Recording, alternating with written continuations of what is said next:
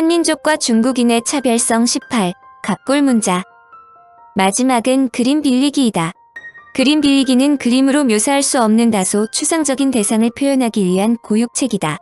즉 그림 그리기 대상처럼 묘사 대상이 존재하지 않으며 그렇다고 그림 합치기처럼 연속적이고 논리적인 합성이 가능하지도 않은 경우 그려져 있는 그림을 빌려 의미를 표현하는 방법이다. 숫자만의 갑골문은 상당히 의외인데 이는 숫자와 전갈의 관계를 연결지어 만들었기 때문이다. 이 둘은 의미상으로 전혀 관계가 없는데 어떤 이유에서인지 전갈류의 그림을 빌어 숫자 1만을 대신하기로 결정했다. 이때 만들어진 만자라는 글자가 현재도 사용되고 있다는 데 중요성이 있다. 은어에서 발견된 상의 갑골문이 한자의 전신이 되었다는 것에 이의가 없는데 상은 신비의 왕국을 이은 하가점상 층문화를 이룬 당대의 홍산인 즉 동이들이 중원으로 내려와 건설한 국가이다. 그러므로 갑골문, 한자 모두 동이족에 의해 만들어졌다는 것이 무리한 이야기가 아닌데 진태하 교수는 그 증거 즉 한자가 기본적으로 동이족에 의해 만들어졌다는 이유를 언어학적인 견지에서 다음과 같이 설명하고 있다. 은나라 때 이미 발달한 갑골문은 1899년에 출토된 이후 4000여자에 이른다. 은나라 때는 글의 뜻으로 개를 사용했다. 문자의 시작은 상호 약속에서부터 시작되었다는 것을 시사한다. 현재 이 계자의 소리값을 개, 설로 쓰지만 고음으로는 반저음으로써 글이었다. 문자의 명칭을 글이라고 하는 민족은 세계는 물론 아시아에서도 오직 한국뿐이다. 특히 계자의 소리값에서 우리말의 글이 나왔을 것이라는 반론이 있지만 이 경우 말이 먼저이지 글이 먼저일 수 없다는 사실을 간과한 것이다. 세종대왕이 우리말을 만들었다고 생각하는 사람들도 있지만 세종대왕은 훈민정음 즉 한글이란 문자를 창제한 분이지 우리말을 만든 분은 아니다. 위에서 갑골문자로 이해한 숫자로 4000개인데 현재는 6000개로 알려져 있다. 이는 갑골문에 대해 계속적인 연구에 기인한다. 한자를 동이족이 만들었다는 증거로 진태하 교수는 가자를 예로 들었다. 가는 면자와 시돈자의 합체자이다. 이것은 곧 집안에 돼지가 있다는 것으로 그 뜻을 엄밀하게 말한다면 돼지우리가 되어야 하는데 이것이 집을 의미하는 뜻이 된 것은 사람들이 모두 집에서 돼지를 길렀기 때문이다. 제주도 및 강원도에는 근래까지 이런 풍속이 있었다.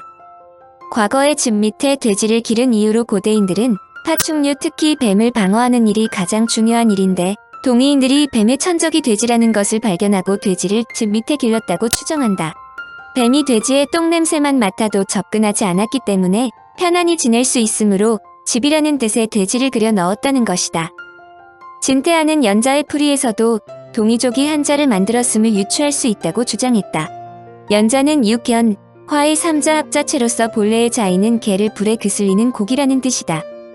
동이족은 개를 잡을 때는 돼지나 닭처럼 뜨거운 물을 사용하는 것이 아니라 반드시 불에 그슬리어 잡았기 때문에 뒤에 연자의 자이가 개불고기 연에서 그슬릴 연, 태울 연자로 전이되었다는 설명이다.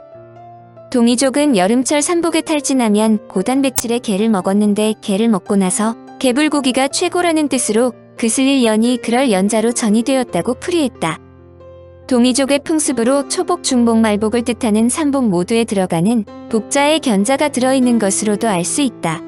한자는 문자가 만들어지기 이전의 풍습이나 전설이 반영되어 표의 문자로 만들어졌기 때문에 연자를 처음으로 만든 민족은 중국인이 아니라 우리의 조상인 동이족이 확연하다는 주장이다. 갑골 문자를 만든 상나라는 하가점상 층문화에서 기후 변화 등으로 중원으로 내려간 동이족이 건설한 나라로 학자들은 다음과 같이 이를 정리한다. 기원전 3500에서 3000년경 홍산 문화 시기에 등급사회와 예제가 발전하여 신비의 왕국인 고국을 탄생시킨 후 청동기, 석성, 적석총 등의 전통이 하가점 하층문화에서 꽃을 피웠다. 중국의 소병기는 하가점 하층문화가 중원의 하나라와 같은 반열의 강력한 방국이라고 지적했는데 이 방국을 고조선으로 인식한다. 바로 이 동이족 고조선의 일부 지파가 기후 변화 등의 이유로 중원으로 내려가 하나라를 멸망시키고 상나라를 건국했다는 것이다. 동이족의 풍습을 갖고 있는 상나라가 갑골 문자를 발명했는데 그 안에 동이족의 풍습을 기본으로 갑골 문자를 만들었다는 것은 자연스러운 일이라 볼 수 있다. 중국에서 한자를 중국의 창일에 의해 만들어졌다고 주장하는데 이에 반해 한자가 동이족에 의해 만들어졌다는 주장에 중국 측의 반발은 예상된 일이라 볼 수 있다. 중국은 진태하를 비롯한 한국 학계에서 동이족이 한자를 만들었다는 주장에 대해 다음과 같이 반박했다. 1. 동이족 한국인들은 동이족이 한민족을 의미한다고 주장하지만 동이란 많은 부족이 포함된 고대 중국의 동방민족 통칭으로 동이족이 한국인의 선조라고 하기에는 부적절하다. 특히 현재 동이족은 중화민족에 편입되었으므로 이들 모두 중국인으로 한자를 동이족이 만들었다고 해도 궁극적으로 중국인이 만든 것이다. 2. 한자 발명 동이족이 갑골문을 바탕으로 한자를 만들었다고 하지만 갑골문도 이미 성숙한 중국 문자이다. 3. 한자 기원 동이족의 상이 갑골문자를 바탕으로 한자를 만든 것이 아니라 홍산의 부화문화에서 8,000년 전부터 한자의 기원이 태어났다. 4. 중국 학계의 평가.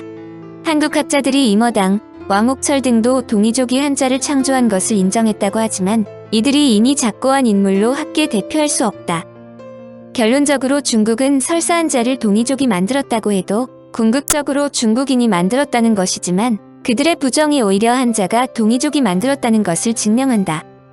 중국의 사학자 왕옥철은 한자의 연원은 대문구문화 시대로 소급된다고 주장했다. 사학자 장문은 대문구문화는 동이족 문화며 이후 용산문화로 발전해 마침내 갑골문자를 만들었다고 밝혔다. 진태하 교수는 중국 섬서 성서안의 반파 유적지에서 발굴된 도기위에 새겨진 유의부호를 연구한 결과 한자의 연원은 대문구문화보다 약 2000년 앞서는 대략 6000년 전 앙소문화에서 시작된다고 발표했다.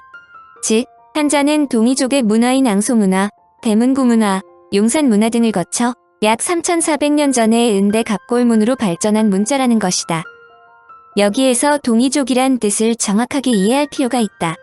국어사전에 동이를 옛날에 중국 사람이 자기들 동쪽에 있는 한국, 일본, 만주 등의 나라나 종족을 멸시하여 일컫던 말로 이를 오랑캐이라고 대표 운음을 달았다.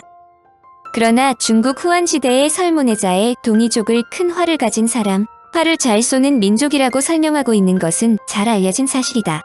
활을 잘 쏘는 민족이 누구인지 곧바로 이해할 것이다. 그러나 아직도 갑골문자에 대한 의문이 남아있는 것은 사실이다. 동이족이 갑골문자 즉 한자를 만든 것은 분명하며 동이족의 후손인 상나라에서 이들을 한자로 업그레이드 시켰는데 막상 일부 동이족 영역에서는 후대까지 이들을 활용하지 않았다는 것이다.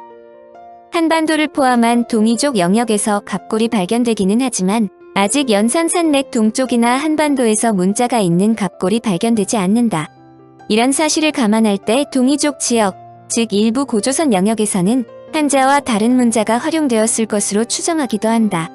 일부에서 신지 문자가 바로 그들이라는 주장도 있지만 아직 정확하게 증명된 것은 아니다. 24. 언어 체계. 한국과 중국은 지정학적이나 역사적으로 밀접한 관계를 가지고 있는데도 불구하고 한국과 중국이 전혀 다른 문명을 갖고 있다는 것은 한자 문명권이면서도 전혀 다른 언어 체계를 갖고 있다는 것으로도 알 수 있다. 가장 큰 의문은 한국어와 중국어는 왜 다른가이다. 중국은 단군보다 앞선 시대의 인물인 삼왕오제를 실존한 것으로 선언하면서 만주지방에 있던 고조선과 고구려를 중국 역사로 편입시키는 동북공정을 펼쳤다. 그런데 중국의 이러한 공정은 결정적인 약점을 노출하는데 그것은 중국인과 한국인은 오랫동안 인접해 살아왔지만 두 국민은 전혀 다른 언어 체계를 갖고 있다는 점이다. 중국인과 한국인의 외모와 유전자는 흡사해도 언어는 다르다.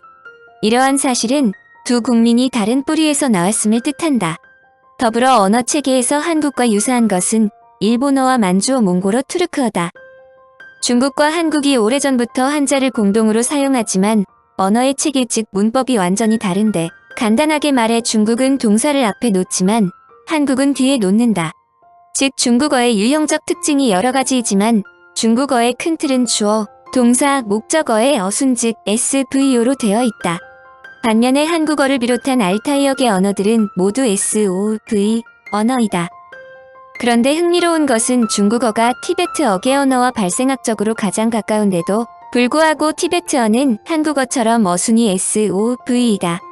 최영애는 현재 3개의 언어에서 주어 동사 목적어의 어순은 3가지 양태밖에 존재하지 않는다고 설명한다. 바로 SOV, SVO, 그리고 VSO인데 VSO는 아이리시 및 고전 아랍어, 성경 히브리어 같은 고대어에만 나타나 사장된 것이나 마찬가지이다. 중국어와 티베트어가 발생학적으로 근연인데도 불구하고 중국의 어순이 티베트와 달리 한국어와 같다는 것은 설명하기 어려운 일이지만 이런 차이를 어원의 발생서부터 생각하면 충분히 이해되는 일이다. 중국어도 원래 알타이어계처럼 SOV 체계였는데 인접한 SVO 어순인 남방 언어들의 영향을 받아 SVO로 변화한 것으로 추정하는 것이다. 이는 상당히 많은 점을 시사한다. 원래 갑골, 갑골문자, 그리고 한자 등이 동의의 근거로부터 개발되었지만 동의와 다른 사고를 가진 중화가 동의가 사용하는 언어체계와는 다른 언어체계를 채택했을 가능성이 높다는 것이다. 한마디로 동의가 사용하는 언어체계를 사용할 수 없다는 뜻과 다름없다. 특히 중국어의 수식어와 피수식어의 순서가 한국어와 마찬가지로 수식어, 피수식어의 순서로 되어 있는 등 동질성도 있다는 것도 이런 견해를 도와준다. 이러한 예의 대표적 사례가 자동차 운전자의 위치다. 일부 자동차 관련 전문학자들은 자동차 운전자의 위치가 세계적으로 좌측과 우측로 나뉘는데 우측이 여러 면에서 합리적이라고 한다. 그런데 19세기 말 자동차가 본격적으로 보급되기 시작할 때 영국 측을 반대하는 프랑스, 미국 등이 영국이 채택한 우측 운전이 아니라 좌측 운전으로 바꾸었다는 것이다. 이를 증빙하는 설명으로 자동차 경기의 대명사라고 할 수 있는 F1인 경우 운전자가 약간 우측에 위치하도록 설계하는 경우가 많다고 한다. 고조선어가 중국과 다르다는 연구가 근래 발표되었다. 동북아역사재단 북방사연구소는 한나라 시대 양웅의 방언에 수록된 32개의 고조선어를 다룬 고조선의 언어계통 연구를 발표했다. 양웅의 방언은 현존하는 고대 전적 중 중국과 주변 지역의 언어 상황에 대해 기록한 최초의 문헌으로 기술 연대와 지역이 분명하여 당시 고조선어의 양상을 살필 수 있는 귀중한 자료로 인식되었다. 그런데 방언 수록 고조선어 중 중국어에서 유입된 7개 단어와 의성어, 의태어 3개를 제외한 22개 단어에서 가장 높은 친연관계를 보인 것은 한국어였다. 한국어와 유사성을 보여주는 단어는 12개 단어로 54%이며 이 중 66.6%가 몽골어, 만주어, 어원커어와 유사성을 보이고 있었다. 이를 통하여 고조선의 중심민족은 한국인이며 몽골인과 어원커인의 선조가 고조선 지역에서 공존하였다고 추정되었다. 이 연구의 중요성은 중국 학계가 고조선이 한어 방언권에 속하였다는 주장을 불식시키고 조선이 조선 열수 지역에서 독립적인 언어권을 형성했다는 것을 밝혀냈기 때문이다. 한국어의 기원에 대해 기존 회의적이었던 알타이어 족설을 뒷받침하는 근거를 마련한 것도 커다란 성과로 알려진다.